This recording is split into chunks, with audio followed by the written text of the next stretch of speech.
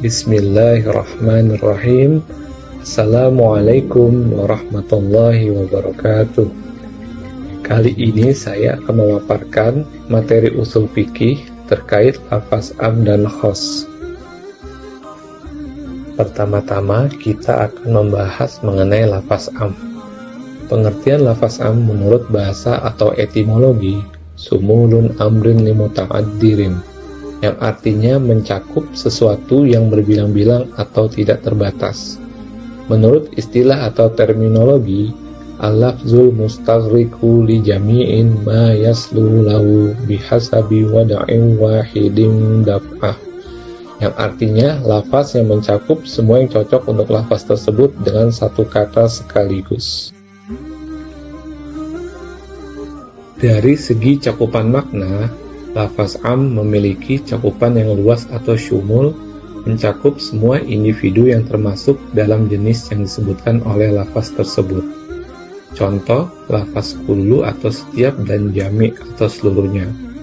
Lafaz tersebut keduanya mencakup seluruh satuan yang tidak terbatas jumlahnya, sebagaimana contoh dalam surat Ali Imran ayat 185, kullu nafsin za'iqatul maut, artinya tiap-tiap yang berjiwa akan mati.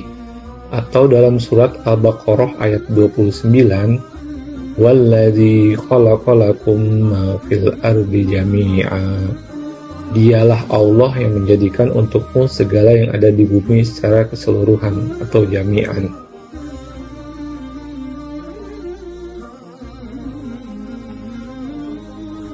Kemudian sigot jamak yang disertai alif lam di awalnya. Dalam surat Al-Baqarah ayat 233, wal walidatu yurdi'na auladahunna haulaini kamilain, yang artinya para ibu hendaklah menyusukan anaknya selama 2 tahun penuh, yaitu bagi orang yang ingin menyempurnakan penyusuannya. Kata al-walidat dalam ayat tersebut bersifat umum yang mencakup setiap yang bernama atau disebut ibu. Kemudian kata benda tunggal yang dimakrifatkan dengan alif lam. Dalam surat Al-Baqarah ayat 27, wa ahallallahu al-bai'a wa harramar riba, yang artinya padahal Allah telah menghalalkan jual beli dan mengharamkan riba. Lafaz al-bai' atau jual beli dan al-riba adalah kata benda yang dimakrifatkan dengan alif lam. Oleh karena itu, keduanya lafaz am yang mencakup semua satuan-satuan yang dapat dimasukkan ke dalamnya. Selanjutnya lafaz asma al-syart atau isim syarat, kata benda untuk mensyaratkan, seperti kata ma, man, dan sebagainya.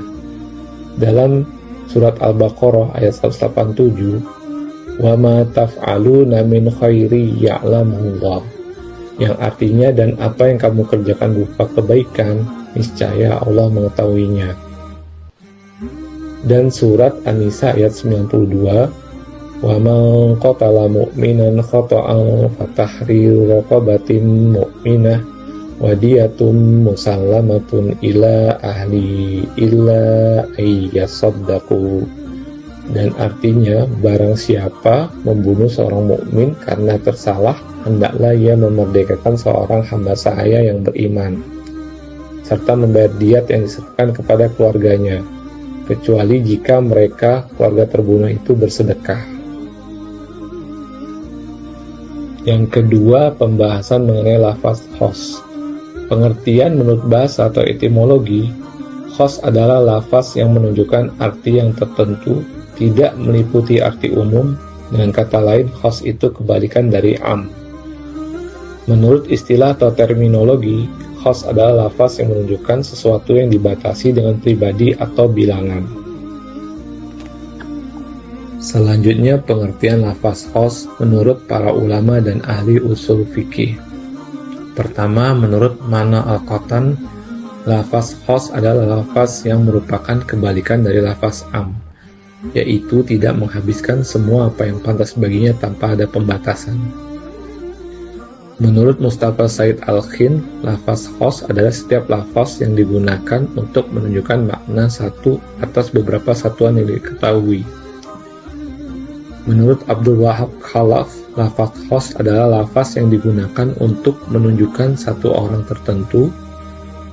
Dan menurut ulama Al-Syaukani, lafaz khos adalah suatu lafaz yang menunjukkan kepada satu sebutan saja.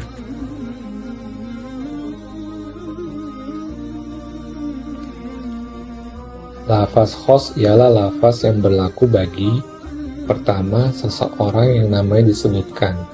Lafaz khos tidak mencakup semua, hanya berlaku untuk sebagian tertentu. Lafaz khos kadang berbentuk mutlak, yakni tidak dikaitkan dengan sesuatu, tapi terkadang dikaitkan dengan sesuatu yang dinamakan muqayyad, atau sesuatu yang sudah jelas, dan terkadang dalam bentuk amar, perintah, dan terkadang dalam bentuk nahi, larangan. Yang kedua, dipergunakan untuk seseorang, barang atau hal tertentu, bisa juga untuk dua orang atau barang. Yang ketiga, dipergunakan juga untuk lebih dari dua orang yang tidak dibatas. Lafaz yang tidak meliputi satu hal tertentu, tetapi juga dua atau beberapa hal tertentu, tanpa ada batasan, artinya tidak mencakup semua, namun hanya berlaku untuk sebagian tertentu, dan menunjukkan suatu makna khusus.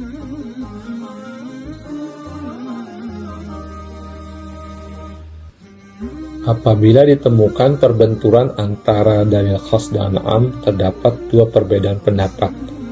Pertama, menurut ulama Hanafiyah, seandainya kedua dalil itu bersamaan masanya, maka dalil yang khas mentaksisnya yang am, karena tersedianya persyaratan untuk taksis. Bila keduanya tidak bersamaan waktunya, di sini ada dua kemungkinan. Kesatu, bila lafal am kemudian datangnya, maka lafal am itu menasak lafal khas. Yang kedua, bila lafal khas yang kemudian datangnya, maka lafal khas itu menasak lafal am dalam sebagian afradnya.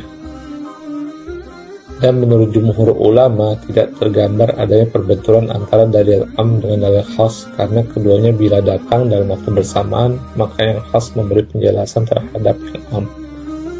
Karena yang umum itu adalah bentuk zahir yang tetap berkemungkinan untuk menerima penjelasan di samping untuk diamalkan menurut keumumannya.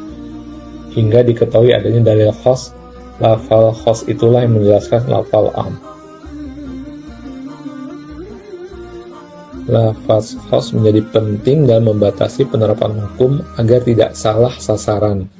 Dalam ekonomi Islam, hal ini muncul misalnya pada penerima zakat, bukan untuk semua miskin secara umum, tapi hanya yang tergantung menurut kriteria syar'i atau objek riba.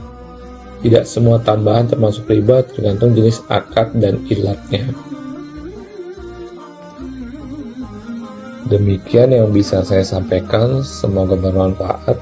Wabillahi taufiq wal hidayah. Wassalamualaikum warahmatullahi wabarakatuh.